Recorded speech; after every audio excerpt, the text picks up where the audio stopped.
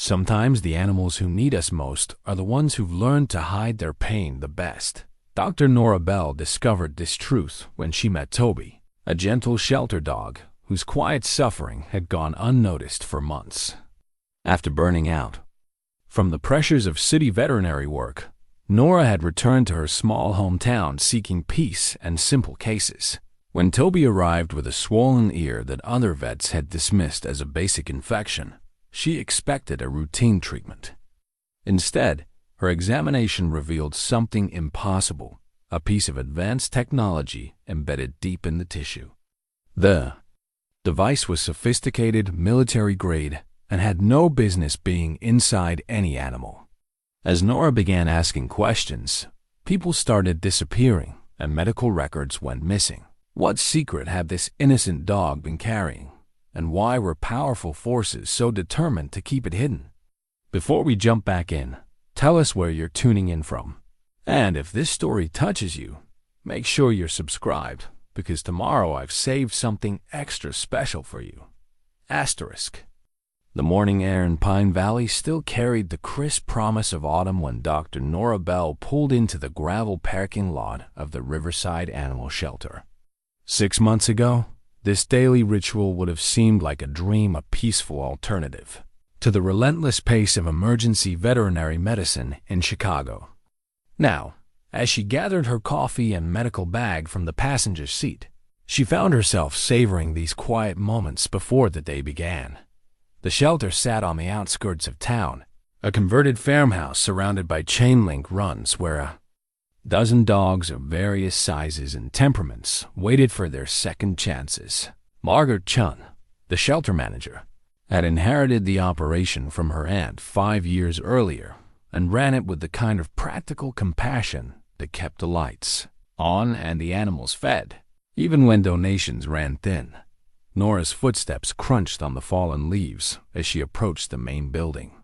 Through the windows, she could see Sam Rodriguez already at work, the young receptionist who somehow managed to juggle intake paperwork, volunteer coordination, and the endless phone calls that came with running a small-town animal shelter. Sam had been one of the first people to welcome Nora back to Pine Valley, remembering her from high school. Despite the 15 years that had passed since graduation, the familiar bell above the door chimed as Nora entered, and Sam looked up with a smile that didn't quite reach her eyes. There was something different about her expression this morning, a tightness around the corners that suggested the day had already brought its share of complications. "Morning, Dr. Bell. Margaret's in the back with a new arrival. She asked if you could take a look when you get settled." Nora hung her jacket on the hook beside the door and washed her hands at the small sink near the reception desk. The building still smelled faintly of the industrial disinfectant they use for the deep cleaning every weekend, mixed with the inevitable scents of animal fur and the lingering traces of breakfast kibble. She had grown to appreciate these sensory markers of her new routine. In Chicago, the emergency animal hospital where she had worked for 8 years operated in a state of constant crisis. The fluorescent lights never dimmed, the phones never stopped ringing, and the parade of traumatic cases, hit by car, poisoned, attacked, created an emotional weight that eventually became unbearable. The breaking point had come on a Thursday night in March. A family had brought in their elderly golden retriever after he had collapsed in their backyard. The dog's condition was beyond what veterinary medicine could fix. His kidneys were failing, his heart was weak, and the kindest option was to help him pass peacefully. But the family wasn't ready to let go, and Nora found herself caught between their desperate hope and the clinical reality that continuing treatment would only prolong suffering. She had handled thousands of similar situations over the years, but that night, something inside her shifted. Standing in the sterile examination room, watching the family say goodbye to their beloved companion, she realized that she had lost touch with the fundamental reason she had become a veterinarian in the first place. The constant pressure to save every animal, to perform medical miracles on a daily basis, had stripped away the joy she once found in the simple act of healing. 2 weeks later, she had submitted her resignation. A month after that, she was driving through the familiar streets of Pine Valley with everything she owned packed into a rented moving truck. Margaret appeared from the back hallway, her gray hair pulled into its customary ponytail, and her expression showing the kind of focused concern that usually meant they were dealing with a challenging case. "Nora, thank goodness you're here. We've got a situation with a new intake, and I think we're going to need your expertise." Margaret Chun was the kind of person who commanded respect without ever raising her voice. At 62, she had spent most of her adult life working with animals in various capacities, first as a veterinary technician, then as a wildlife rehabilitator, and finally as the shelter manager who somehow made limited resources stretch.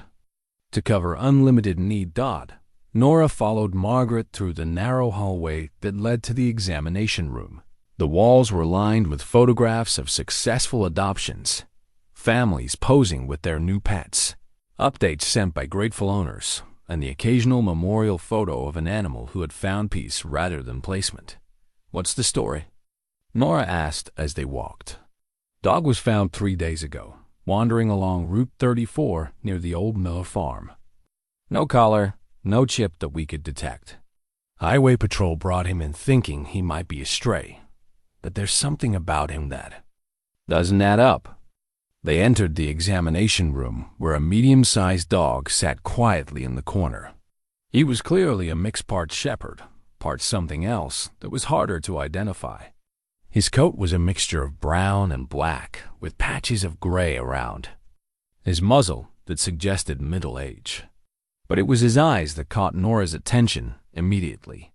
They held an intelligence that seemed almost human, a watchful awareness that suggested this animal had seen more of the world than most. "His name is Toby," Margaret continued. "Or at least, that's what we're calling him. He responds to it, so either he's learned it quickly or it's familiar." Nora knelt down slowly, extending her hand for the dog to investigate. Toby approached cautiously, but without fear, sniffing her fingers before allowing her to scratch behind his ears. His tail wagged once in measured, almost polite acknowledgement rather than the enthusiastic greeting most dogs offered. "What makes you think there's more to his story?" "Look at his teeth, his overall condition. This isn't a dog who's been living rough for very long. His coat has some matting, but nothing that suggests months of neglect. And watch how he moves." As if on cue, Toby walked to the water bowl in the corner. His gait was measured, purposeful, not the random wandering of a confused stray, but the deliberate movement of an animal who was accustomed to structure and routine. "There's something else," Margaret said, lowering her voice slightly. "Harold mentioned that he thought he recognized him." Harold Westman was one of their most dedicated volunteers, a retired postal worker, who spent 3 mornings a week at the shelter helping with everything from dog walking to basic maintenance. He had an encyclopedic knowledge of every animal who had passed through their doors in the past 5 years, and his memory for faces, both human and canine, was legendary in the small community. Recognized him from where? That's the thing. He wasn't sure. Said there was something familiar about the dog, but he couldn't place it. Harold's been volunteering here since before I took over, so if he thinks he's seen this dog before, it's worth investigating. Nora began her examination with the standard procedures, checking Toby's eyes, ears, and mouth, listening to his heart and lungs, palpating his abdomen for any obvious abnormalities. The dog submitted to each step with remarkable patience, almost as if he was accustomed to medical handling. It was when she reached his left ear that she noticed the swelling. The external ear canal was inflamed and tender, with the kind of puffiness that usually indicated infection. But there was something about the shape of the swelling that didn't look quite right. "How long has his ear been like this?" she asked. Margaret consulted the intake form. The highway patrol officer mentioned it, but he assumed it was just part of whatever rough conditions the dog had been living in. Said, It looked like it had been that way for a while. Nora gently manipulated the ear, feeling for the characteristic heat and fluid buildup of a typical infection. Toby remained still during the examination, but she noticed a slight tension in his posture, as if he was enduring something unpleasant but familiar. "I'm going to need to do a more thorough examination of this ear," she said. "The swelling is significant, and if it's been chronic, there could be complications we need to address." She prepared an otoscope to look deeper into the ear canal. What she saw through the lens made her pause and look again. The inflammation was severe, but beneath it, there was something that caught the light in an unusual way. The tissue didn't have the uniform redness of a simple infection. There were areas that seemed to have a different texture, almost metallic in their reflection. "Margaret, I think we're going to need to sedate him for a proper examination. There's something in his ear that I need to get a better look at. Whatever you think is best." Toby seems comfortable with you, which is more than I can say for his reaction to most strangers. As they prepared the sedation, Nora found herself studying the dog more carefully. His calm demeanor during the examination was unusual, but not unprecedented. Some animals, particularly those who had experienced medical care before, learned to tolerate procedures with remarkable stoicism. But there was something about Toby's behavior that suggested more than simple tolerance. It was almost as if he expected this level of medical attention. The sedation took effect gradually, and soon Toby was resting comfortably on the examination table. Nora began a more detailed exploration of the affected ear, using specialized instruments to clear away the inflammation and get a clearer view of what lay beneath. What she found defied every expectation. She had formed during 15 years of veterinary practice, embedded deep within the tissue of the ear canal, barely visible beneath layers of inflamed skin, was something that absolutely should not have been there. It was metallic, roughly cylindrical, and appeared to be integrated into the surrounding tissue in a way that suggested it had been there for an extended period. Nora adjusted her examination light and looked again, certain that she was misinterpreting what she was seeing. But the object remained a small, sophisticated piece of what appeared to be electronic equipment, nestled in the depths of a shelter dog's infected ear. She took several photographs with the clinic's digital camera, noting the location and appearance of the foreign object from multiple angles.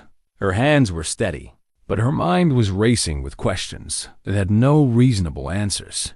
How had a piece of electronic equipment become embedded in a stray dog's ear? How long had it been there? And perhaps most importantly, what was its purpose? As Toby began to emerge from sedation, Nora made careful notes in his chart, documenting her findings with the clinical precision that had served her well throughout her career. But beneath her professional composure, she felt the first stirrings of something she hadn't experienced since leaving Chicago. The complex mixture of curiosity and concern that signaled the beginning of a case that would challenge everything. She thought she knew about her work. Sam appeared in the doorway as Nora was finishing her notes. "How's our new friend doing?" "He's going to be fine," Nora replied. But even as she spoke the words, she wondered if that was really true. "I'll need to start him on antibiotics for the ear infection, and will want to monitor him closely for the next few days." What she didn't mention was the small piece of technology that she had photographed and documented, or the growing certainty that Toby's story was far more complicated than a simple case of abandonment. As she watched the dog return to full consciousness, his intelligent eyes focusing on her with what seemed like gratitude, Nora realized that her quiet refuge in Pine Valley was about to become something very different from the peaceful practice she had envisioned. The questions surrounding Toby would not be answered with routine medical procedures or standard diagnostic protocols. They would require the kind of investigation that had nothing to do with veterinary medicine and everything to do with uncovering secrets that someone had gone to considerable lengths to hide. Outside the examination room windows, The autumn afternoon was settling over Pine Valley with its familiar rhythm of small-town life.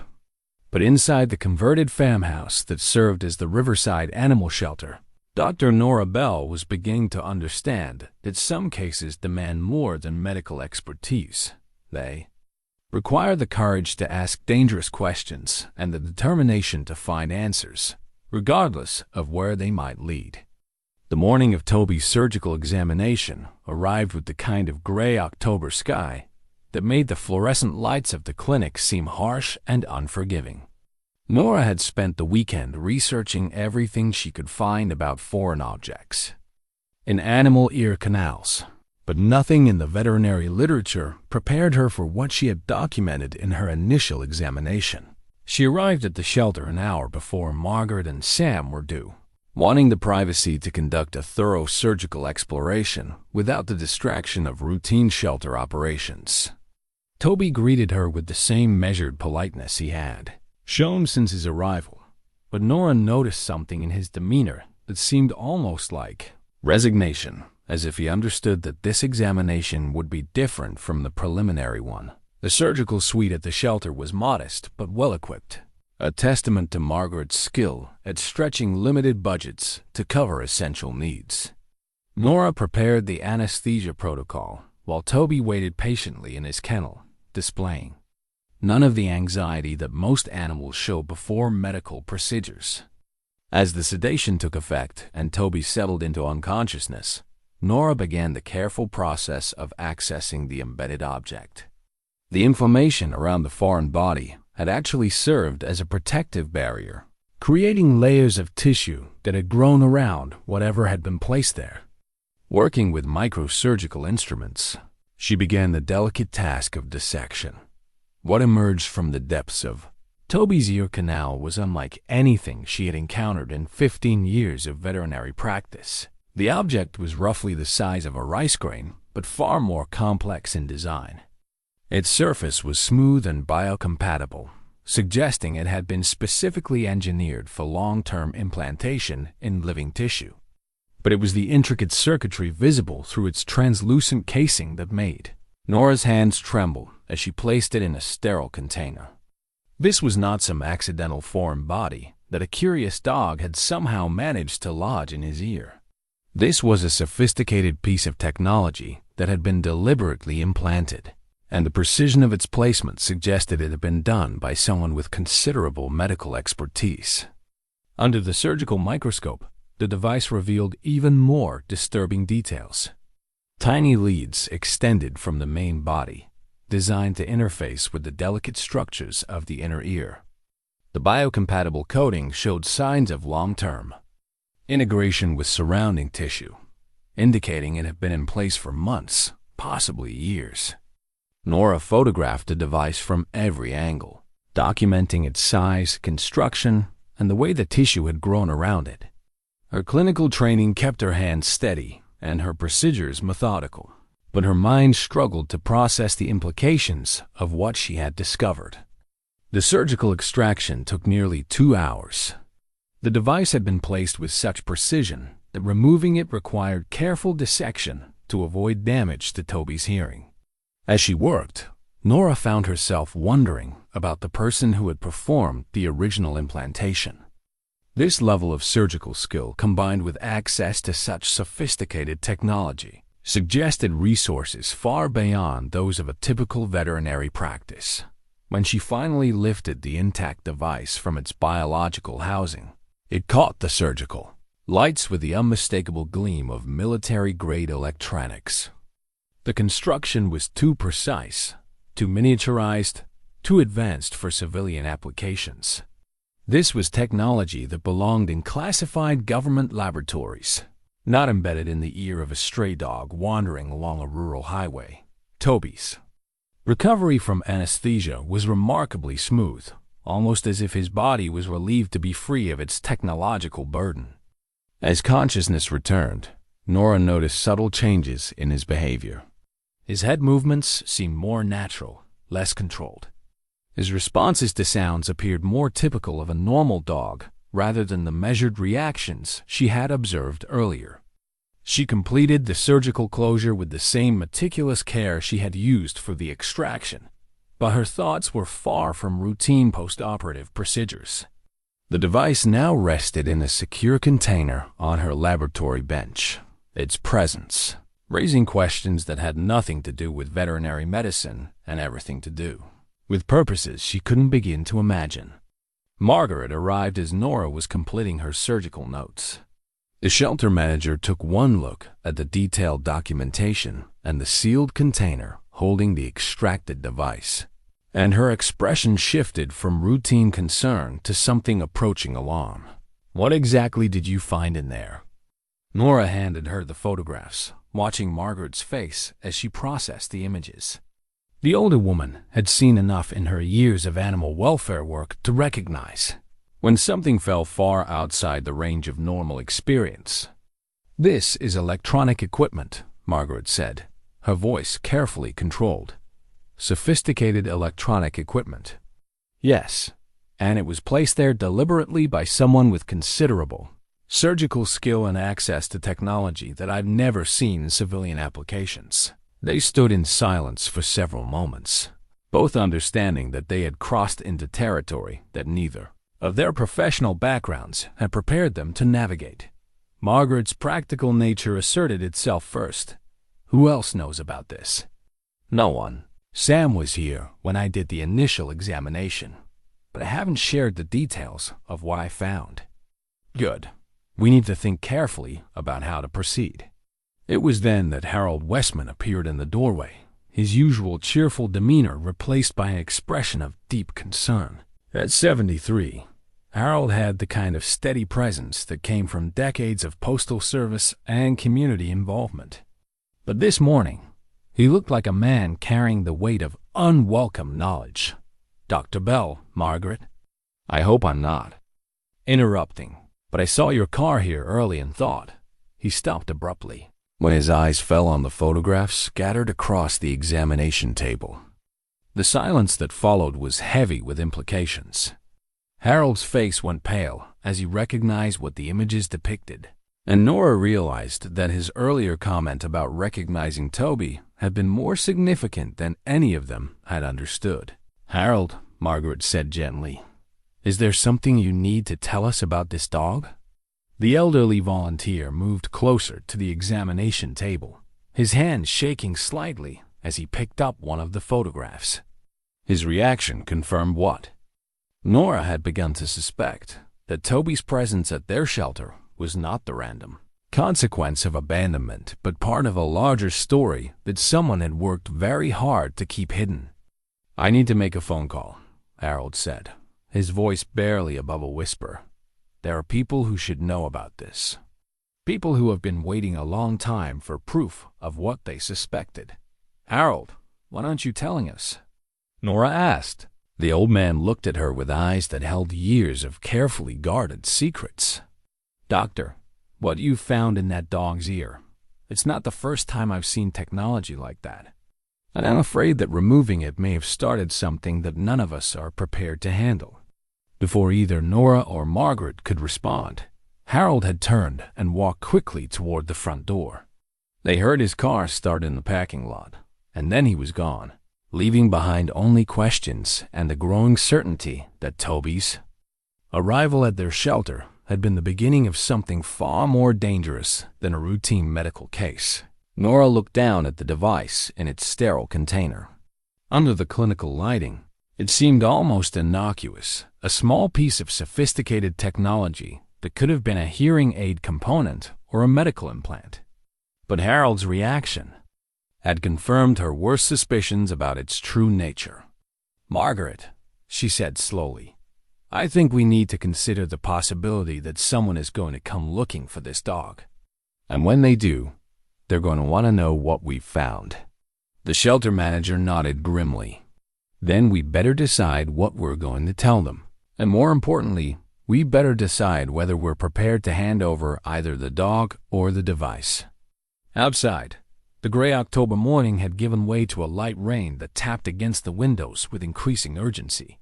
Inside the converted farmhouse, 2 women and 1 recovering dog had become the unlikely guardians of a secret that would test everything they believed about their quiet corner of the world. The phone rang in the front office, its shrill tone cutting through the tension like a blade. Margaret and Nora exchanged glances, both wondering if Harold's mysterious phone call had already set events in motion that would transform their peaceful animal shelter into something neither of them had ever imagined it could become.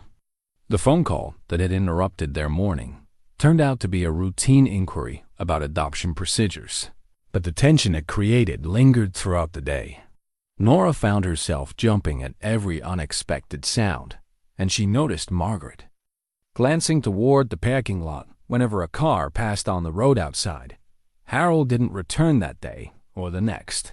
By Wednesday, his absence had become a source of growing concern among the shelter staff. Sam called his home number repeatedly, getting only his answering machine with its cheerful message asking callers to leave their name and number. Margaret drove by his house on her way home from work and found it dark, with several days' worth of newspapers piled on the front porch. Meanwhile, Nora began the methodical process of trying to trace Toby's history through official channels. She started with the intake paperwork, hoping to find clues about where he had come from or who might have owned him. What she discovered was more troubling than helpful. The documentation of Toby's arrival was strangely incomplete. The highway patrol officer who had brought him in was listed only as Officer J. Martinez, with no badge number or contact information. The location where Toby had been found was noted simply as Route 34, near Miller Farm, with no specific mile marker or cross-street reference that would allow her to investigate the site. Most disturbing of all, the standard intake procedures seemed to have been bypassed entirely. There was no record of scanning for an identification microchip, no photographs of Toby's condition when he arrived, and no veterinary assessment beyond a brief note that he appeared to be in fair health with minor ear irritation. Sam proved surprisingly knowledgeable about the shelter's standard procedures when Nora questioned her about the missing documentation. "We always take photos during intake," Sam explained, pulling out a thick file of recent arrivals. "And Dr. Thompson, he's the vet who usually does our preliminary examinations, always fills out a complete health assessment form. But there's no record of Dr. Thompson examining Toby. That's because he wasn't here that day. He had a family emergency and had to leave town suddenly." Margaret handled the intake herself, which is unusual but not unprecedented. Nora made a note to contact Dr. Thompson directly, but when she called his office, she was told he was still dealing with family matters and wouldn't be available for several more weeks. The receptionist seemed genuinely sympathetic but couldn't provide any additional information about his absence. Her next step was to research the area where Toby had supposedly been found. The Miller farm had been abandoned for over a decade, according to county records, and the property had been tied up in estate disputes since the death of the original owner. It seemed an unlikely place for a well-cared-for dog to be wandering, particularly given Toby's obvious familiarity with human handling and medical procedures. Nora drove out to Route 34 on Thursday afternoon, ostensibly to examine the area where Toby had been discovered.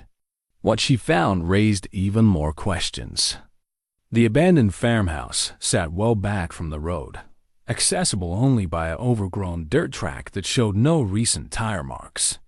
The surrounding fields were enclosed by intact fencing that would have prevented a dog from wandering onto the highway.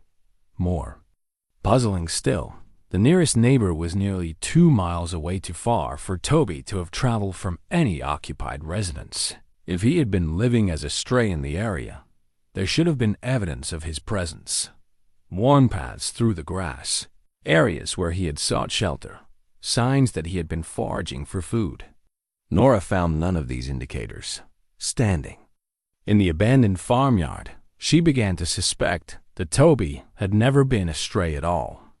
His condition when he arrived at the shelter, clean, well-nourished, accustomed to human contact, suggested that he had been cared for right up until the moment he appeared on Route 34.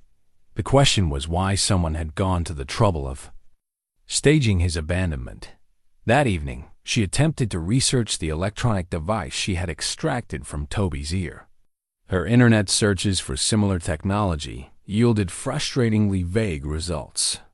The closest matches she could find were references to experimental biomedical implants being developed for military applications, but the technical specifications were either classified or protected by proprietary restrictions.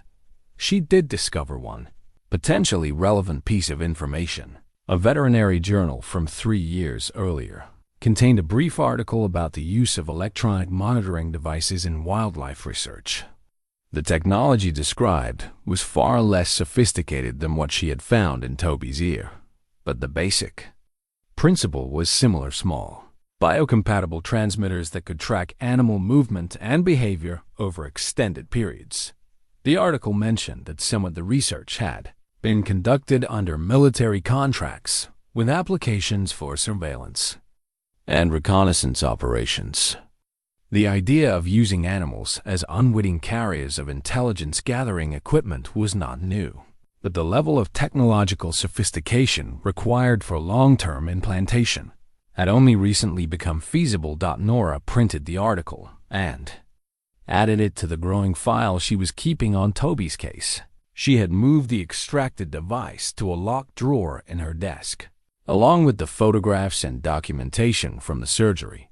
Instinctively, she felt the need to keep the evidence secure, though she wasn't entirely sure from whom. Margaret had become increasingly nervous about the situation as the week progressed.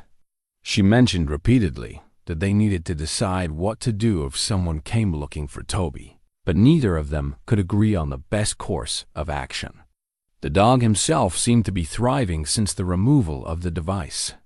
His appetite had improved. He was more playful with the shelter volunteers, and the chronic ear inflammation was responding well to antibiotic treatment. On Friday morning, Nora arrived at the shelter to find Margaret in the front office, speaking in hushed tones with a woman she didn't recognize. The stranger was well-dressed in a conservative business suit and carried herself with the kind of professional authority that suggested government employment. When she saw Nora, the woman's expression shifted to one of polite but focused interest. "Dr. Bell, I presume? I'm Agent Sarah Coleman from the Department of Agriculture's Animal Health Inspection Service. I understand you've been caring for a dog that may be connected to one of our ongoing investigations." Nora felt her pulse quicken, but she maintained a calm exterior. "I'm not sure what you mean. We care for many animals here.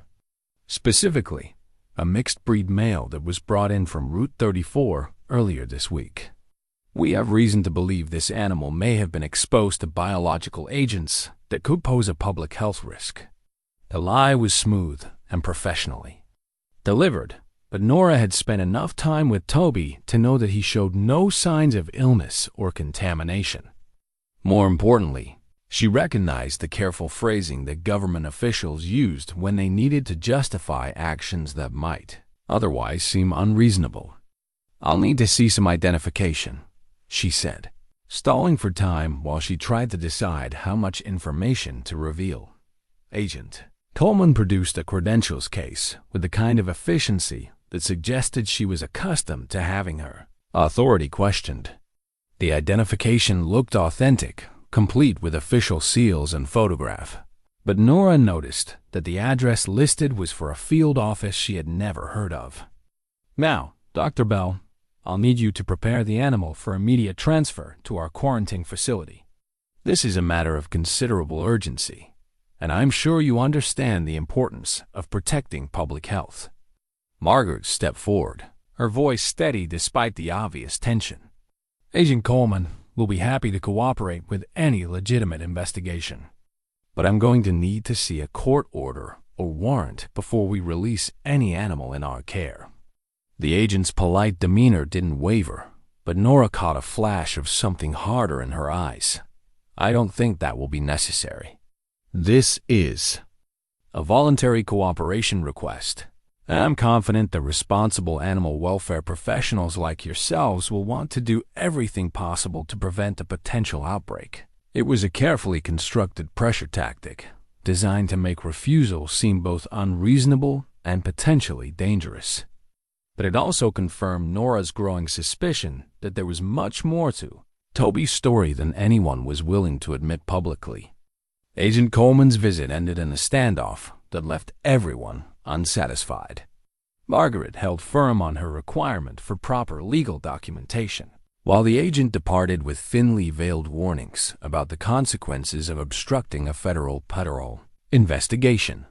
After she left, the shelter felt different, charged with the kind of tension that comes from knowing you're being watched. That afternoon, Nora made a discovery that added another layer of mystery to the situation. While cleaning out the volunteer storage area to make room for winter supplies, she found a small leather journal wedged behind a filing cabinet. The journal belonged to Harold, based on the careful handwriting she recognized from countless intake forms and volunteer schedules. The entries were sporadic and often cryptic, dating back nearly 2 years. Most dealt with routine shelter business notes about specific animals, reminders about maintenance tasks, observations about potential adopters. But scattered throughout were entries that seemed to reference something entirely different. Project Shepherd. Still no word from RB about the location of remaining subjects. Checked the old base perimeter again. Security patrol patterns unchanged. Concerned about the new vet. Too many questions about intake procedures. The final entry was dated just 3 days before Toby's arrival. If my suspicions are correct, they may try to use the shelter as a collection point. Need to warn NB about her father's research. Nora stared at that last line, feeling the ground shift beneath her understanding of the situation. Her father had been Dr. Robert Bell, a military veterinarian who had died in a car accident 10 years earlier. She had always assumed his work involved routine animal care for military working dogs and horses. The idea that his research might be connected to Toby's situation was both impossible and terrifying. She locked the journal in her desk drawer next to the extracted device and spent the rest of the afternoon trying to make sense of Harold's cryptic notes. The reference to Project Shepherd suggested some kind of organized program involving animals, while the mention of remaining subjects implied that Toby might not be unique. That evening, she drove to her father's old house, now her house, inherited after his death along with his veterinary practice. She had never paid much attention to his professional papers, storing them in boxes in the basement while she pursued her own career in Chicago. Now, those forgotten documents might hold answers to questions she was only beginning to understand how to ask. The basement was musty and filled with the accumulated debris of a life cut short. Among the boxes of tax records and professional journals, she found a locked filing cabinet that she had never bothered to open. It took nearly an hour of searching before she found the key, tucked inside an old medical textbook on her father's desk upstairs. The files inside were unlike anything she expected from a routine military veterinary practice, research protocols for enhanced animal surveillance capabilities, correspondence with defense contractors about biological platform development, technical specifications for implantable monitoring systems with extended operational parameters. At the bottom of the cabinet, she found a folder marked Personal Confidential in her father's distinctive handwriting. Inside were handwritten letters, copies of official memos, and what appeared to be a resignation letter that had never been sent. The letters told a story that transformed her understanding of her father's final years. He had been recruited to participate in a classified program that used animals as carriers for sophisticated surveillance equipment. The initial pitch had emphasized the scientific benefits of the research, better understanding of animal behavior, improved conservation efforts, enhanced veterinary care for working animals. But as the program progressed, it became clear that the primary goal was military application. Animals would be equipped with monitoring devices and released into sensitive areas where human surveillance was impossible or too dangerous. The technology was designed to gather intelligence on enemy movements, environmental conditions, and potential threats to national security. Her father's letters reveal growing ethical concerns about the program. The animals were not true volunteers. They had no understanding of the risks they were undertaking or the purposes they were serving. More troubling still, the long-term effects of the implanted devices were unknown, and several test subjects had developed serious health complications. The resignation letter, dated 6 months before his death, was a carefully worded but unambiguous condemnation of the program. I became a veterinarian to heal animals, not to turn them into unwitting tools of warfare. The technology we have developed represents a fundamental violation of the trust that should exist between human beings and the animals in our care. I can no longer participate in research that treats living beings as expendable resources for intelligence gathering. The letter went on to detail his specific concerns about the health risks to the animals, the ethical implications of the program, and his recommendation that all remaining test subjects be recovered and the implanted devices removed. He had apparently sent copies to his military superiors, to congressional oversight committees, and to several animal welfare organizations. 6 months later, he was dead in what officials ruled an accident caused by brake failure on a mountain. Nora sat in the basement surrounded by evidence that her father had died trying to expose a program that was still apparently operational. Harold's journal suggested that not all of the test subjects had been recovered when the program was officially terminated. Toby was likely one of these animals, a survivor carrying technology that certain people were very eager to retrieve. The phone rang upstairs, its sudden sound making her jump. She climbed the basement stairs slowly, her mind reeling from the implications of what she had discovered. The caller ID showed the shelter's number, and Margaret's voice was tight with worry. When she answered, "Nora, you need to come back here immediately. Someone broke into the shelter tonight. They didn't take any of the animals, but they went through all the files in the office. And there's something else. Harold's car is parked in his driveway. There's no sign of him anywhere. His neighbors haven't seen him since Monday."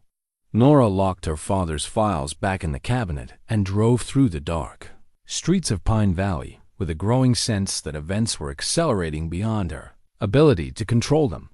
The comfortable illusion of returning to a simple life in a quiet town had been shattered completely. She was now part of a story that had begun with her father's research and might end with consequences she couldn't yet imagine. When she arrived at the shelter, she found Margaret waiting with Sam and 2 police officers. The break-in had been professional, no obvious signs of forced entry, no damage beyond what was necessary to access the filing systems. But every drawer had been searched, every computer had been examined, and it was clear that whoever had been there was looking for something specific. The question was whether they had found it and what they planned to do next. The police investigation of the shelter break-in was thorough, but ultimately unhelpful. Officer Janet Murphy, who had known Nora since high school, took detailed statements from everyone involved, but admitted that without clear evidence of what had been taken, there was little chance of identifying the perpetrators. "Professional job," she said, examining the lock mechanism that had been picked with surgical precision. No fingerprints, no witnesses, and they knew exactly what they were looking for.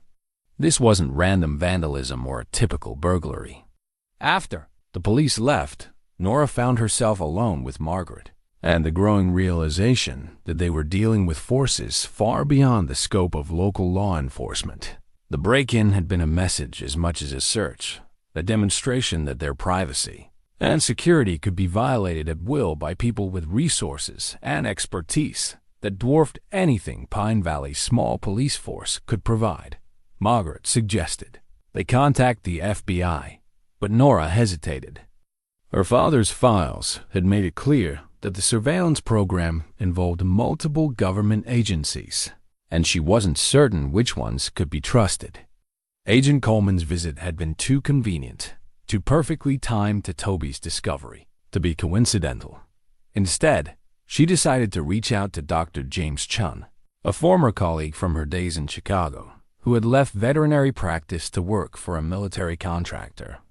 James had occasionally mentioned his work with defense-related animal research, and if anyone could help her understand the technology she had found, it would be him.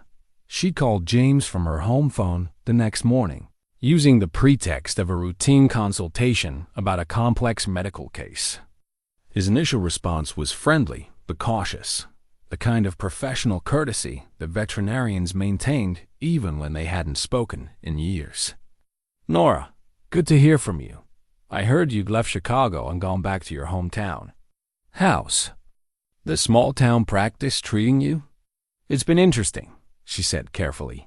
"Actually, that's why I'm calling.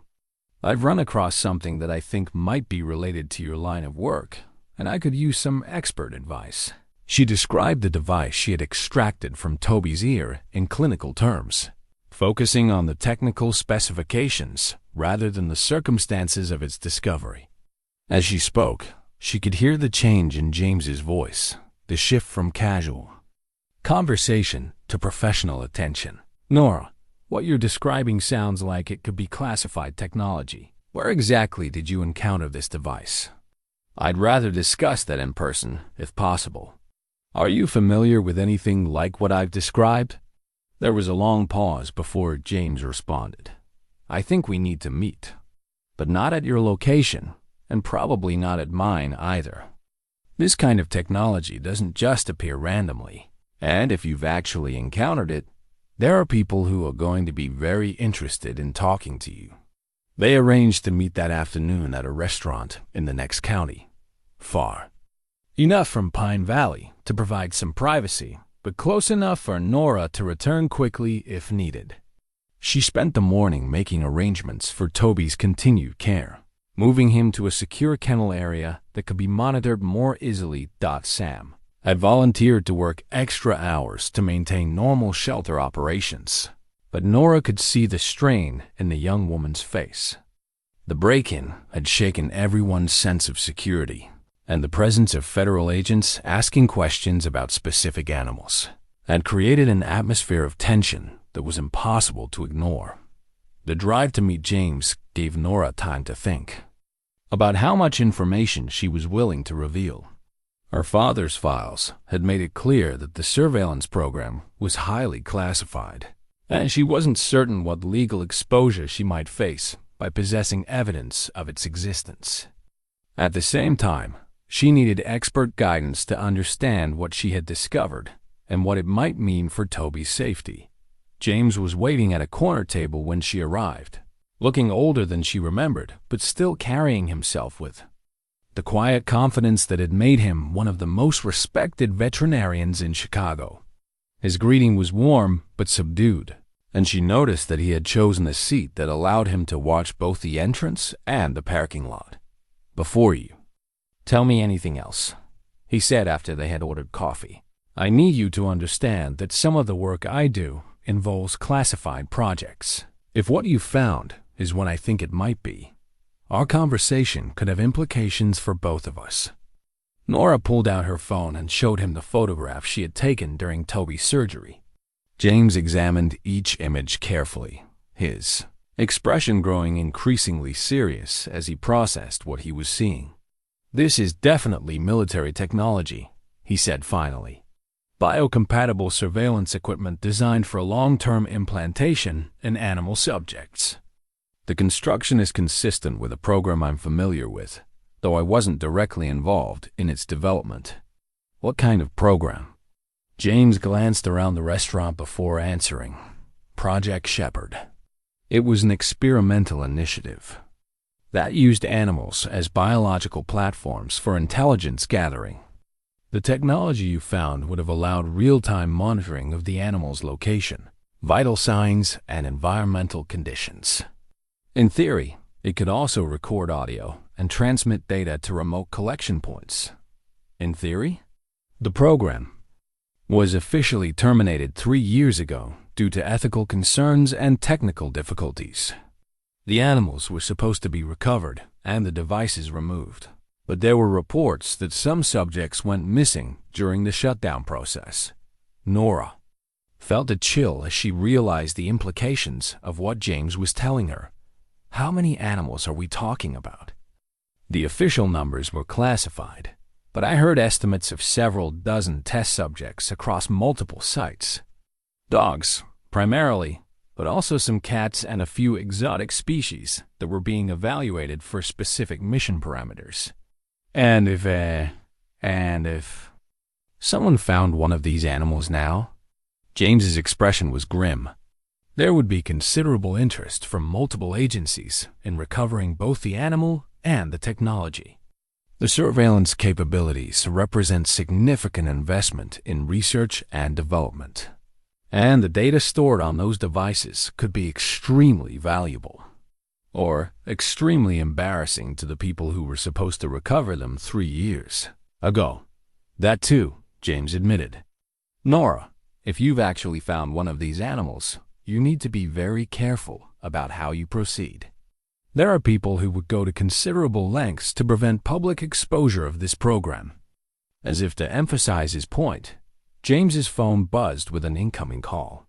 He glanced at the screen and his face went pale. "I need to take this," he said, stepping away from the table. Nora watched through the restaurant window as he paced in the parking lot, his conversation animated and clearly stressful. When he returned to the table, his demeanor had changed completely. "Nora, I'm sorry, but I can't help you with this. That call was from my supervisor, and apparently someone has been asking questions about our conversation today. I'm being instructed to discontinue any consultation regarding the technology you described. Someone's been monitoring our communications? It looks that way. I'm going to have to ask you to forget we discussed this, and I'd strongly advise you to turn over any evidence you found to the appropriate authorities." James left money on the table and headed for the door without another word, leaving Nora alone with the realization that even her attempts to seek help were being tracked and intercepted by people with resources she was only beginning to understand. The drive back to Pine Valley felt longer than usual, weighted with the knowledge that her conversation with James had been monitored, and that she was now completely on her own. The confirmation of Project Shepherd's existence had answered some questions but raised far more troubling ones. If Toby was indeed a survivor of the program, then there were likely other animals still carrying similar devices, and powerful interests were determined to prevent their discovery. When Nora arrived at the shelter, she found Margaret waiting with news that added another layer of complexity to their situation. A second federal agent had visited that afternoon, this one from the Department of Homeland Security, asking different questions, but clearly seeking the same information that Agent Coleman had requested. "Agent Richardson," Margaret explained, showing Nora the business card that had been left behind. He was much more direct than the woman from agriculture. Wanted to know specifically about any animals brought in from the Route 34 area, and he seemed particularly interested in our veterinary records. "What did you tell him?" "The same thing I told Agent Coleman, that we'd need proper legal documentation before releasing any information about animals in our care. But he made it clear that such documentation could be obtained quickly if we chose not to cooperate voluntarily." The pressure was escalating, and Nora realized that they had very little time before their ability to protect Toby would be overwhelmed by legal and bureaucratic force. She needed to understand more about the program and her father's role in it, but her home and office were no longer secure places to conduct research. That evening, she made a decision that would have seemed impossible just a week earlier. Using Harold's journal as a guide, she drove to the abandoned military base that he had referenced in his cryptic notes. Fort Morrison had been decommissioned 15 years earlier, its facilities transferred to civilian control or simply abandoned. when budget cuts made maintaining the remote installation impractical.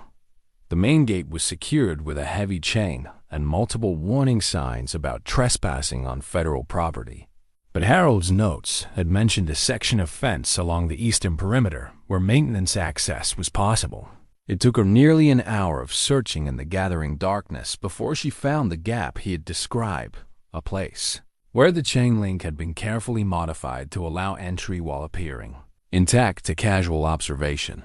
The base was larger than she had expected, with dozens of buildings scattered across several hundred acres of rolling terrain. Most of the structures were standard military construction barracks, administrative offices, maintenance facilities that had been stripped of anything valuable when the base was closed. But Harold's notes had included rough directions to a specific area that he identified as Building 47 Veterinary Research Complex. Following his hand-drawn map, Nora made her way through the abandoned base, using her phone's flashlight to navigate the cracked roads and overgrown paths. The veterinary complex was located in a section of the base that felt different from the rest, more isolated, with additional security measures that had been left in place even after decommissioning. Building 47 was a low, concrete structure that looked more like a laboratory than a typical military facility. The main entrances were secured with heavy steel doors, but Harold's notes indicated that emergency exits on the building's rear side might provide access. It took some searching, but she eventually found a door where the lock mechanism had been disabled, apparently by someone who had visited the site regularly. Inside, the building revealed the full scope of what Project Shepherd had entailed. The main corridor led to a series of specialized rooms that had clearly been designed for animal research. Surgical suites with veterinary equipment that was far more sophisticated than anything she had used in civilian practice. Holding areas with individual kennels that were equipped with monitoring systems and environmental controls. Computer workstations with multiple screens and data recording equipment that suggested continuous surveillance of animal subjects. Most of valuable equipment had been removed when the base was closed, but enough remained to give Nora a clear picture of the program's complexity and scope. This had not been a small-scale research project, but a major initiative that had involved significant financial investment and personnel. Resources in what appeared to have been the main laboratory. She found filing cabinets that had been too heavy or too damaged to remove during the facility closure. Most of the files had been destroyed or removed, but scattered papers remained fragments of research protocols, equipment specifications, and correspondence that filled in details about the program's operation. One document that caught her attention was a personnel roster from the project's final year.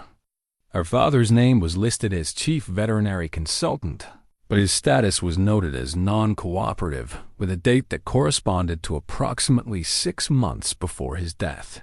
Other names on the list were marked as transferred, reassigned, or terminated, but one name stood out as familiar.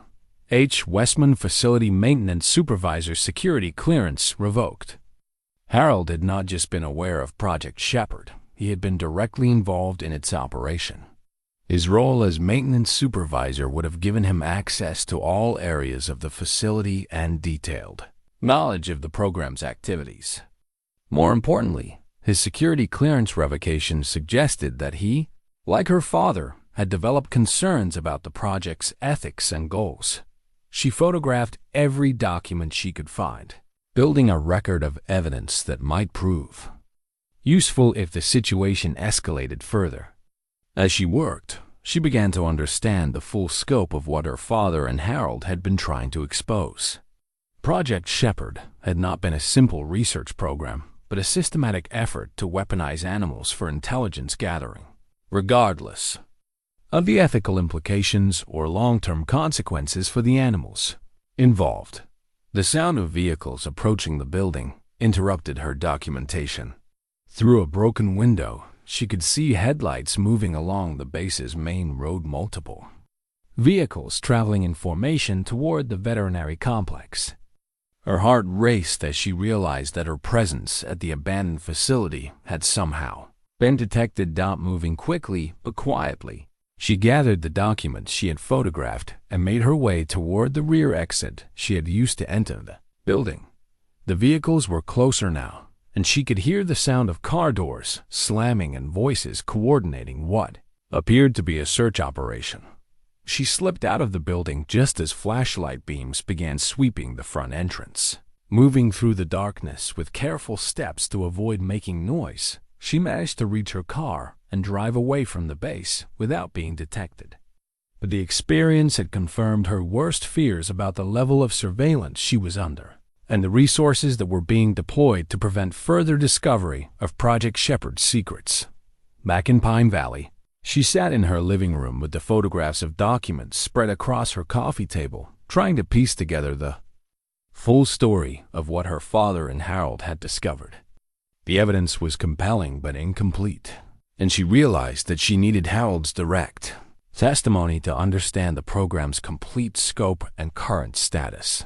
The question was whether Harold was still alive to provide that testimony, and whether she could find him before the people searching for Project Shepherd's remaining secrets decided that the risks of exposure had become too great to tolerate.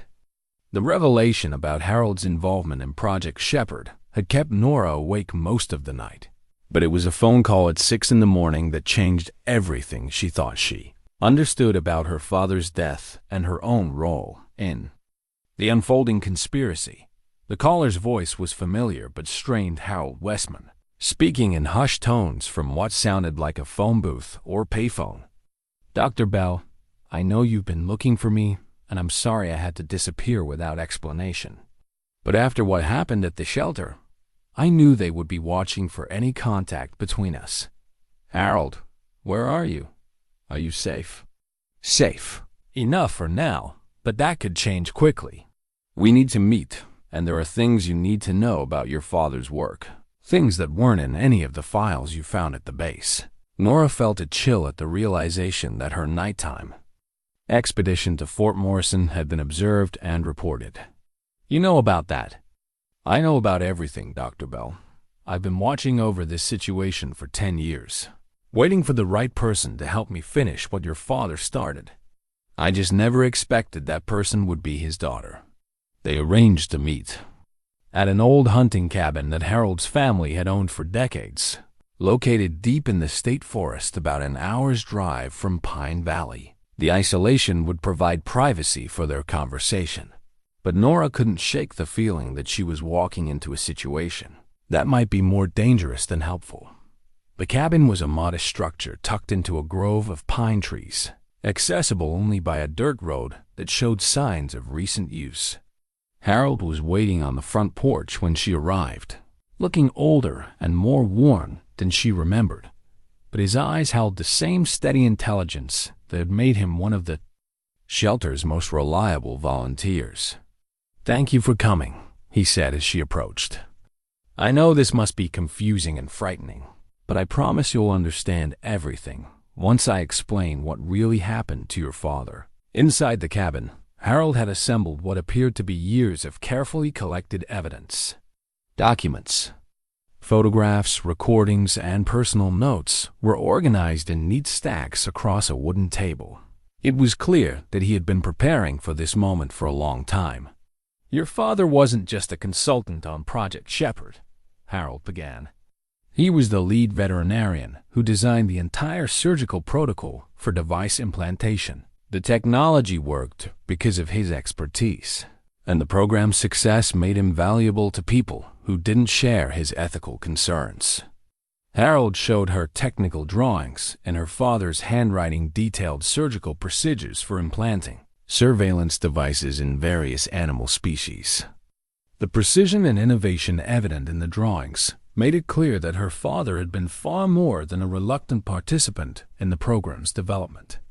But as the program expanded, your father began to understand what it would really be used for. The animals weren't just carriers of surveillance equipment. They were being trained and conditioned to infiltrate specific locations and gather intelligence on domestic targets. environmental groups, animal rights organizations, even political dissidents who might threaten certain government policies. The implications were staggering. Project Shepherd hadn't been limited to foreign intelligence gathering, but had been turned toward domestic surveillance of American citizens who were exercising their constitutional rights. When your father threatened to expose the program, they tried to buy his silence with promotions and research funding. When that didn't work, they attempted to discredit him professionally. And when that failed, they killed him, Nora said quietly. The brake failure on that mountain road wasn't an accident.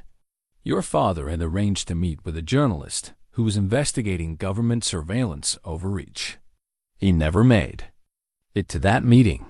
Harold pulled out a manila folder that contained what appeared to be her father's original veterinary license, along with several other documents she didn't recognize. But here's what they didn't know, and what I've been protecting for the past 10 years. Your father anticipated that his life might be in danger, so he created a safeguard that would continue his work even if he couldn't. He handed her a document that bore her father's signature and an official notary seal. As she read it, Nora felt the ground shift beneath her understanding of everything that had happened since Toby's arrival at the shelter. This is a legal document transferring ownership of his veterinary practice to you, but it's also something else, a formal appointment, making you the legal guardian of all animals that were part of Project Shepherd research. Your father used his position as chief veterinary consultant to establish legal protections for the test subjects. As long as one of his family members was willing to accept responsibility for their care, the animals couldn't be euthanized or subjected to further experimentation. The device she had found in Toby's ear hadn't been military surveillance equipment at all. It had been a protective beacon that her father had designed to identify animals under his legal protection. The sophisticated technology was intended to prevent them from being recaptured and returned to the program, not to gather intelligence. Every animal that escaped during the program shutdown was equipped with one of these protective devices. Your father called them freedom chips. Way to mark the animals as legally protected, while also providing a means to track their health and location if they needed veterinary care. Harold showed her technical specifications that revealed the true purpose of the devices. They were designed to monitor the animal's vital signs and transmit distress signals if they were captured or threatened. The biocompatible construction allowed long-term implantation without health risks, and the sophisticated electronics could distinguish between normal handling and forcible restraint. Toby wasn't a missing test subject. He was a protected animal, seeking the veterinary care that your inheritance legally entitled him to receive. His arrival at your shelter wasn't coincidence, but the result of conditioning that taught Project Shepherd animals to seek help from specific veterinary facilities when they needed medical attention. The realization transformed everything Nora thought she understood about the situation. She wasn't harboring a stolen military asset, but fulfilling a legal obligation that her father had established to protect animals that had been victimized by an unethical program. But why didn't you tell me this immediately? Why all the secrecy and disappearing? Because the people who ordered your father's death don't recognize the legal protections he established. As far as they're concerned, these animals are still government property that needs to be recovered and disposed of to prevent exposure of the program. Agent Coleman and the others who have been pressuring you represent interests that would rather eliminate the evidence than acknowledge the ethical violations. Harold pulled out a thick file that contained correspondence between her father and various government agencies, documenting his attempts to establish formal protections for the animals through legal channels. Your father spent the last year of his life fighting for these animals through official procedures, but he was blocked at every level by people who had too much invested in keeping Project Shepherd secret. The legal guardianship document was his final strategy, using civilian law to protect animals that military regulations failed to safeguard. As the full scope of her inheritance became clear, Nora realized that she faced a choice that went far beyond the fate of a single dog. There were potentially dozens of animals still living under her father's protection, animals whose location and status were known only through the devices they carried. How many others are there? According to the tracking data I've been monitoring, at least 15 animals are still alive and carrying active protection devices. They're scattered across several states, living with families who adopted them from shelters or found them as strays. Most of the adoptive families have no idea of their pet's history. And if I accept the legal guardianship, then you become responsible for protecting them from recapture and ensuring they receive appropriate veterinary care when needed. But you also become a target for people who would prefer that Project Shepherd remain buried forever.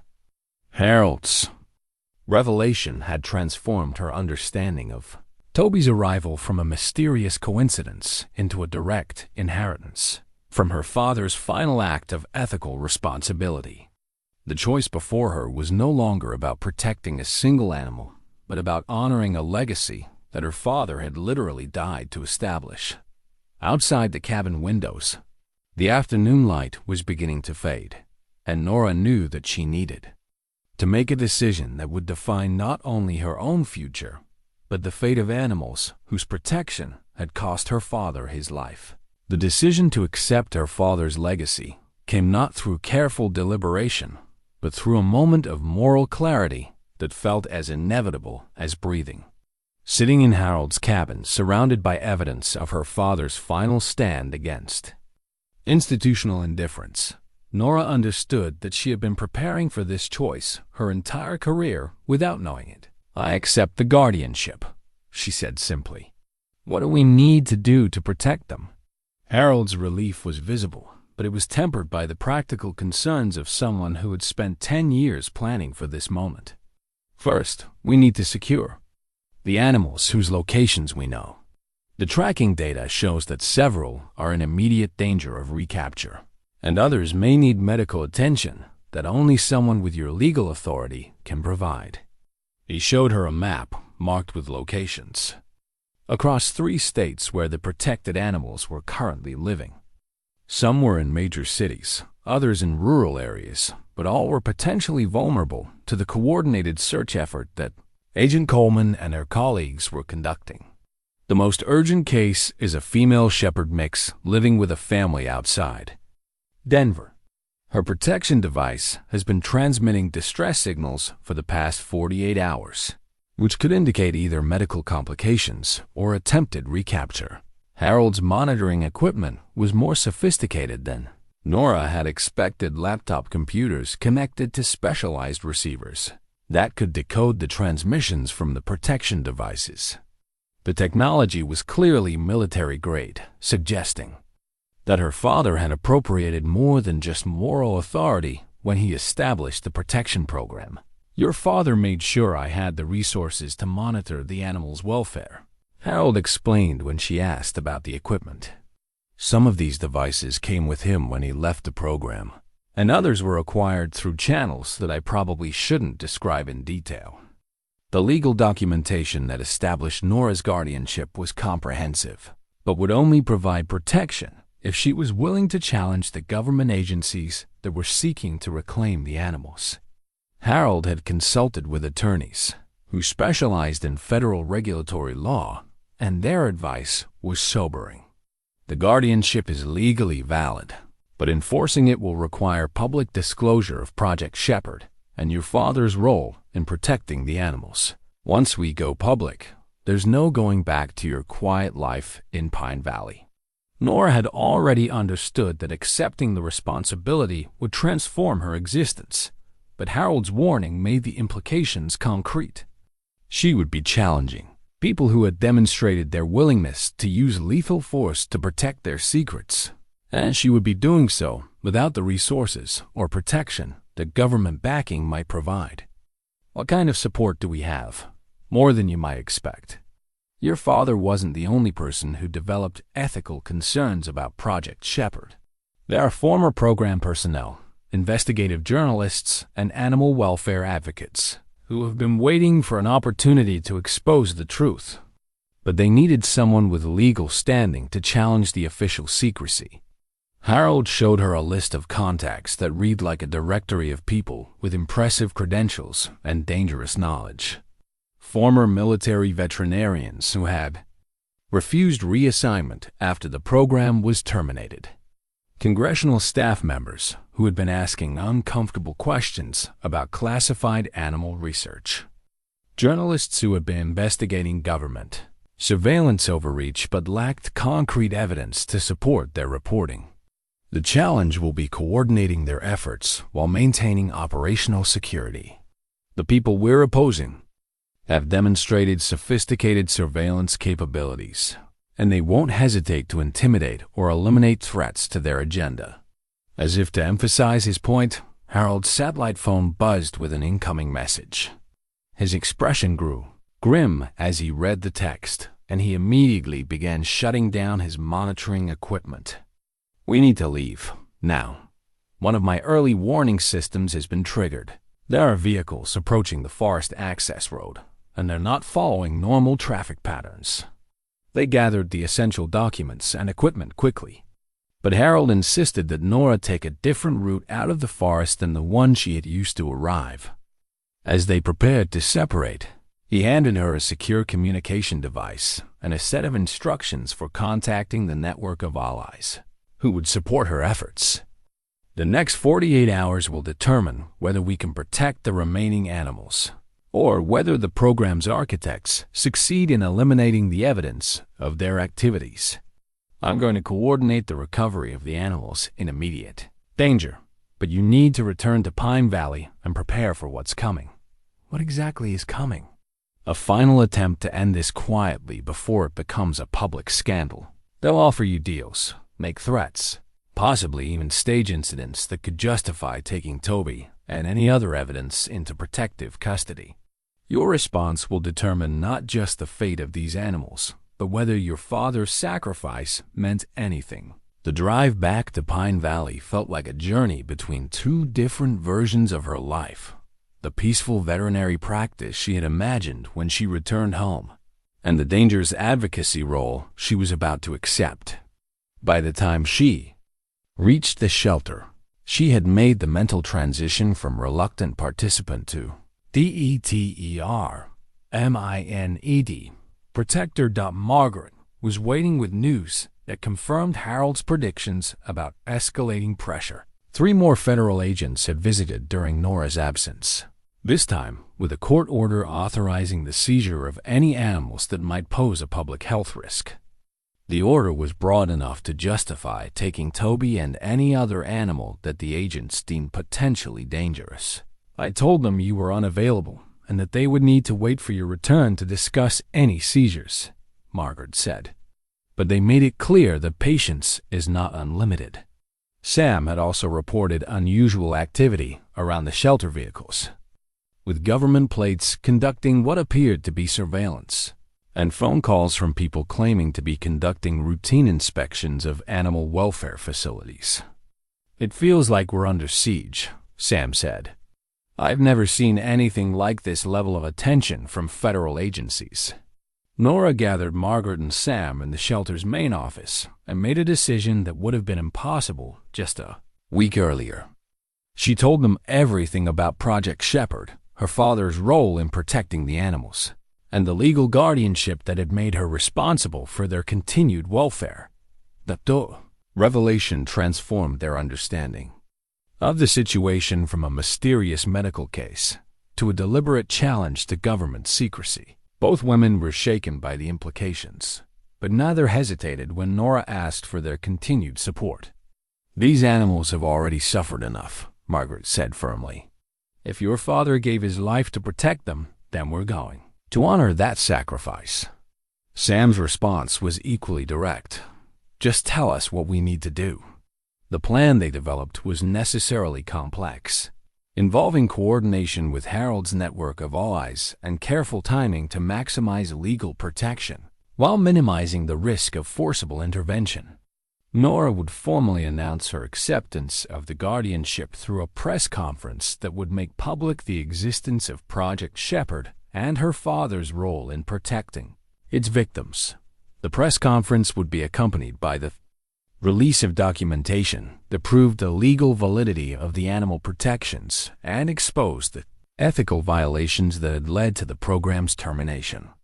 By making the story public, they would create political pressure that might prevent the violent suppression that had silenced her father. But the strategy also required them to maintain control of the shelter and protect Toby until the legal and political protections could take effect. Harold's intelligence suggested that the final attempt to seize the animals would come within the next 24 hours, before public attention made such actions politically impossible. "We need to assume that tomorrow will bring a confrontation that determines everything," Nora told Margaret and Sam. "Are you prepared for that?" Looking at their faces, she saw the same determination that had motivated her father's final stand against institutional indifference. These were people who had dedicated their lives to protecting animals, and they understood that some battles were too important to avoid regardless of the personal cost. As night fell over Pine Valley, Nora made the final preparations for a confrontation that would test everything she had learned about courage, ethics, and the responsibility that came with inheriting a legacy of resistance. The quiet veterinary practice she had sought when she returned home was about to become the center of a conflict that would determine whether her father's sacrifice had created lasting protection for the animals he had died defending. Outside the shelter, the first surveillance vehicles were taking their positions for what everyone understood would be the final chapter in a story that had begun with one man's refusal to treat living beings as expendable tools of warfare. The confrontation began at dawn with the arrival of a convoy that made no pretense of subtlety. 6 black SUVs pulled into the shelter's parking lot in precise formation, disgorging federal agents in tactical gear who moved with the efficiency of people accustomed to overwhelming resistance through superior force and legal authority. Agent Coleman led the group, but her earlier pretense of routine inspection had been abandoned in favor of direct intimidation. Behind her walked men and women whose bearings suggested military training and whose equipment indicated they were prepared for something far more serious than a simple animal seizure.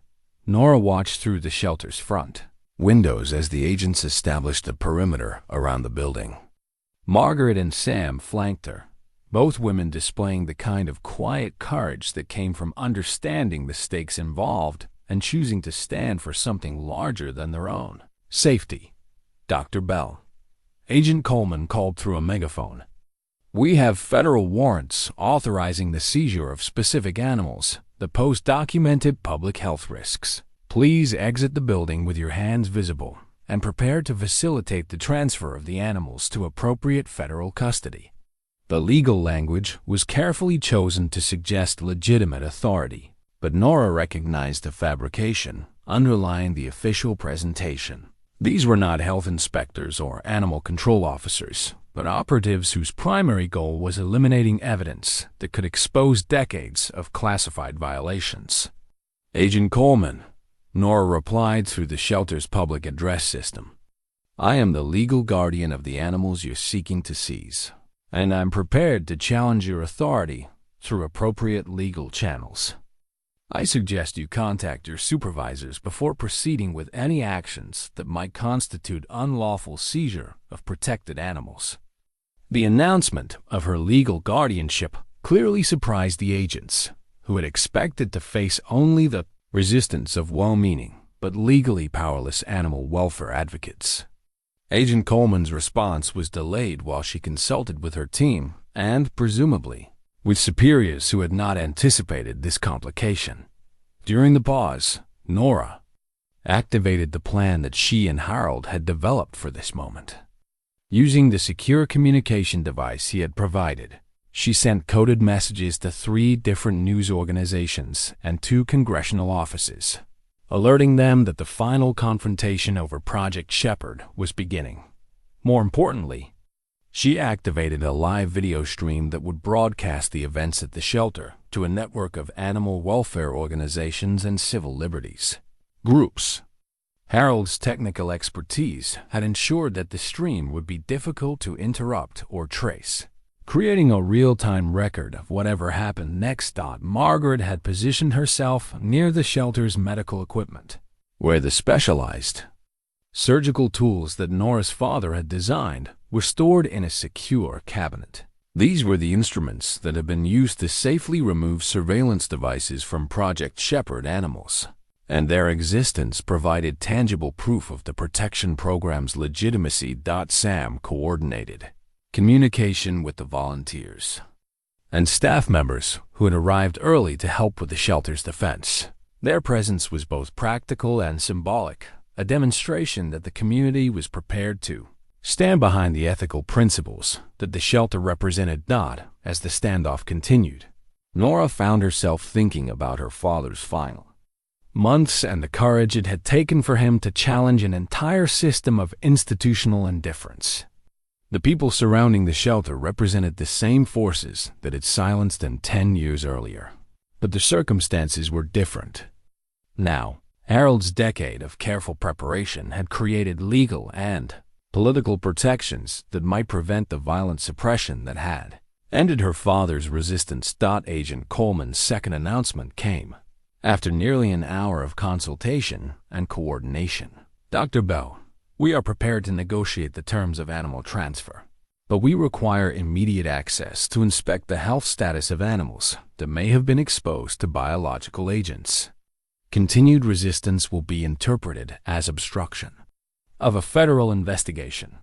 The shift in language from legal seizure to negotiated transfer suggested that Nora's assertion of guardianship rights had created complications for the agent's original plan. But the continued reference to biological threats indicated that they were prepared to use public health authority to justify actions that might not be supportable under other legal frameworks. Agent Coleman, I'm willing to discuss the health status of animals in my care with appropriate medical authorities. However, any inspection will be conducted according to standard veterinary protocols and will respect the legal protections that these animals enjoy under federal guardianship provisions. Nora's response was carefully calculated to acknowledge legitimate government interests while asserting the legal framework that protected the animals from arbitrary seizure. The key was maintaining the initiative by forcing the agents to respond to her legal authority rather than simply overwhelming her with superior force. Harold's voice came through the secure communication device with an update that changed the tactical situation significantly. Nora, you need to know that your press releases have reached their targets. Congressional staffers are already making inquiries about the legal authority for the operation at your location. The political pressure is building faster than expected. The knowledge that external forces were beginning to examine the agents' actions provided Nora with additional leverage, but it also increased the urgency of the situation. If the operation could not be completed quickly and quietly, the people behind it might decide that more drastic measures were necessary to prevent exposure of their activities. The breakthrough came from an unexpected source. Dr. James Chen, the former colleague who had refused to help Nora earlier, arrived at the shelter in a military vehicle accompanied by 2 officers in dress uniforms. His earlier reluctance had been replaced by a determination that suggested significant developments had occurred since their interrupted conversation. Agent Coleman, James announced as he approached the federal team. I'm Dr. James Chen, military liaison for Project Shepherd Oversight. I need to speak with you immediately about the legal complications surrounding this operation. The arrival of military personnel clearly surprised the federal agents, who had expected to resolve the situation without involvement from other government agencies. Agent Coleman's consultation with her team became more animated, and Nora could see the careful coordination of their operation beginning to unravel. James approached the shelter's front entrance and spoke directly to Nora through the intercom system. Dr. Bell, I owe you an apology for my earlier behavior, and I have information that changes everything about this situation. Can you give me 5 minutes to explain?" Against Margaret's advice, Nora allowed James to enter the shelter alone. His explanation was delivered with the urgency of someone who had taken considerable personal risk to provide crucial information. "The military investigation of Project Shepherd has been reopened," he said. "Your father's files were discovered in a classified archive review, and his legal framework for animal protection has been recognized as legitimate by the Department of Defense Legal Counsel. The animals you're protecting are not fugitive government property. They're legally protected civilians whose welfare is your responsibility."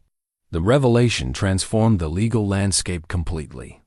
James showed Nora official documentation from the Pentagon Legal Office that recognized her guardianship and specifically prohibited any seizure of protected animals without her written consent and appropriate medical justification. More importantly, James continued, the reopened investigation has revealed that Agent Coleman and her team are not operating under legitimate federal authority. They represent private interests that have been contracted to recover Project Shepherd assets to prevent their exposure of classified violations. The distinction was crucial. If Coleman's team was operating as private contractors rather than federal agents, their claims of government authority were fraudulent, and their presence at the shelter constituted criminal trespassing and attempted theft. James's secure phone rang with an incoming call that he answered immediately. After a brief conversation, he turned to Nora with news that would end the confrontation. Decisively, Pentagon security forces are en route to your location with orders to detain Agent Coleman's team for questioning about unauthorized operations involving classified military assets. You need to hold your position for approximately 15 more minutes. The knowledge that legitimate military authority was intervening on behalf of the protected animals gave Nora the confidence to take decisive action. Using the shelter's public address system, she made an announcement that would be heard both by the agents outside and by the thousands of people watching the live video stream. "Agent Coleman, I have been informed by Pentagon Legal Counsel that your operation is not authorized by legitimate federal authority and that the animals you seek to seize are protected under military animal welfare provisions. I am ordering you to cease your trespassing on this property and to await the arrival of military personnel who will address your unauthorized activities." The response from the contractor team was immediate and desperate. Recognizing that their window of opportunity was closing, several agents moved toward the shelter's entrance with what appeared to be electronic devices designed to override the building's security systems. Margaret activated the shelter's emergency lockdown procedures, securing all entrances and windows while triggering alarms that would alert local emergency services. Sam began broadcasting detailed descriptions of the agents' actions over the live video stream, creating a real-time record of their attempts to gain unauthorized access. Toby, who had remained calm throughout the morning's tension, suddenly became agitated in a way that Nora had never observed. His behavior suggested that he was responding to some kind of external signal or stimulus that the humans couldn't detect. Harold's voice came through the secure communication device with an explanation that clarified Toby's distress. "They're using electronic jamming equipment to disrupt the protection devices. Toby is experiencing pain from interference with his implant. You need to get him away from the electronic equipment immediately." Moving quickly, Nora led Toby to the shelter's rear office, which was shielded from the electronic interference by the building's construction. As soon as they entered the shielded area, Toby's distress subsided, confirming that the contractors were willing to cause suffering to the protected animals in their efforts to reclaim them. The sound of approaching helicopters provided the resolution that everyone had been anticipating. Military security forces surrounded the contractor team before they could complete their breach of the shelter's defenses. and Agent Coleman found herself facing questions about her authority and objectives from people whose credentials were unquestionably legitimate. As Nora watched through the shelter windows, she saw the contractor team being detained and questioned by military personnel who clearly understood the legal framework that protected the animals. The 10-year cover-up of Project Shepherd's violations was finally being exposed by the same military system that had originally created the program. 3 months later, the Riverside Animal Shelter bore little resemblance to the quiet facility where Nora had hoped to find peace after her burnout in Chicago. The parking lot that had once held a handful of volunteer cars now accommodated news vans, congressional staff vehicles, and the steady stream of visitors who came to witness what had become known as the Pine Valley Sanctuary. The transformation had begun with the Pentagon's official recognition of Project Shepherd's ethical violations and the legitimacy of Dr. Robert Bell's animal protection framework. The military investigation had revealed a decades-long pattern of classified research that treated animals as expendable tools rather than living beings deserving of ethical consideration. Nora's father had been vindicated posthumously, his death officially reclassified from accidental to a homicide connected to his efforts to expose government wrongdoing. Harold Westman had emerged from hiding to become the sanctuary's official historian. His decade of careful documentation providing the foundation for congressional hearings that were reshaping oversight of classified animal research. His patient vigilance had preserved evidence that might otherwise have been lost forever, and his courage in supporting Nora during the confrontation had ensured that her father's legacy would continue. "He would be proud of what you've accomplished," Harold told Nora as they stood in the new medical facility that had been constructed with congressional appropriations designed to support the care of Project Shepherd survivors. "But I think he would be most proud that you found your own way to the same conclusions he reached about what matters most in this work." The sanctuary now housed 12 of the 15 surviving Project Shepherd animals, their protection devices having been safely removed by veterinary teams using the surgical protocols that Dr. Robert Bell had developed. The animals had adapted to their new lives with remarkable resilience, though each carried behavioral quirks that reflected their complex histories. Toby had thrived in the months since his device removal, developing into the confident, playful dog that his personality had always suggested he could become. His intelligence, no longer constrained by conditioning and surveillance, had made him a favorite among the volunteers who helped with daily operations. More importantly, his recovery had become a symbol of what was possible when institutional power was challenged by ethical courage. Margaret Chun had been promoted to director of the expanded facility, her practical wisdom and administrative skills proving essential to managing the complex legal and political challenges that came with operating a sanctuary for animals with classified histories. The transformation from shelter manager to national advocate had required her to develop new skills, but her fundamental commitment to animal welfare had remained constant. Sam Rodriguez had used the publicity surrounding the sanctuary to pursue a degree in veterinary medicine, her experience during the confrontation having convinced her that she wanted to follow Nora's example of combining medical expertise with advocacy for vulnerable animals. The scholarship fund that had been established in Dr. Robert Bell's memory would support her education and that of other students who demonstrated similar commitment to ethical veterinary practice. Dr. James Chun had resigned from his military, contracting work to become the sanctuary's consulting veterinarian, his expertise in classified animal research proving invaluable in providing appropriate care for animals, whose medical histories were unlike anything in civilian practice.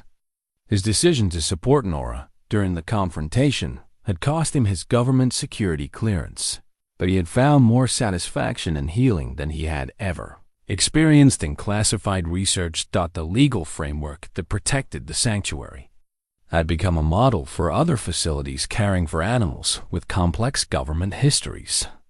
Congressional legislation inspired by Dr. Robert Bell's protective protocols had established new oversight requirements for classified animal research and created mechanisms for ethical review that would prevent future abuses.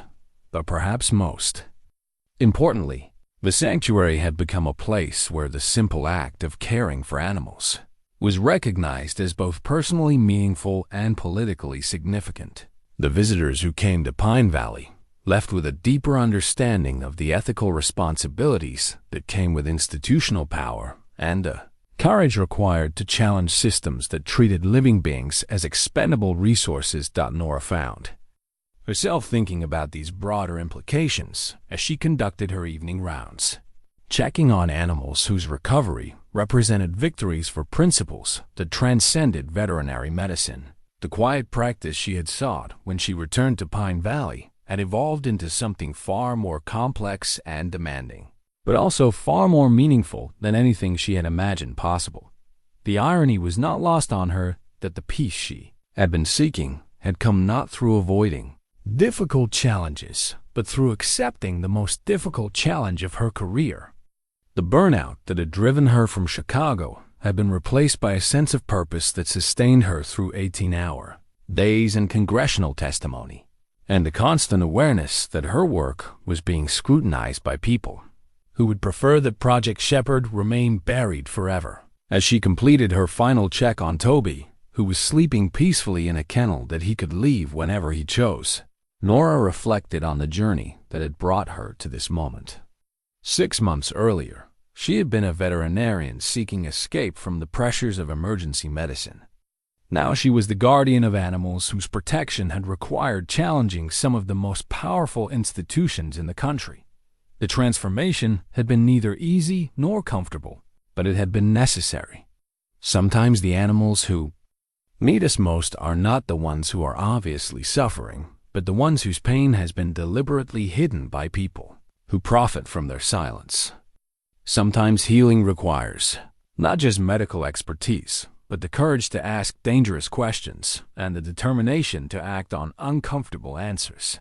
Outside the sanctuary windows, the lights of Pine Valley twinkled in the distance, a small town that had become the center of a national conversation about ethics, responsibility, and the obligations that come with power over vulnerable beings.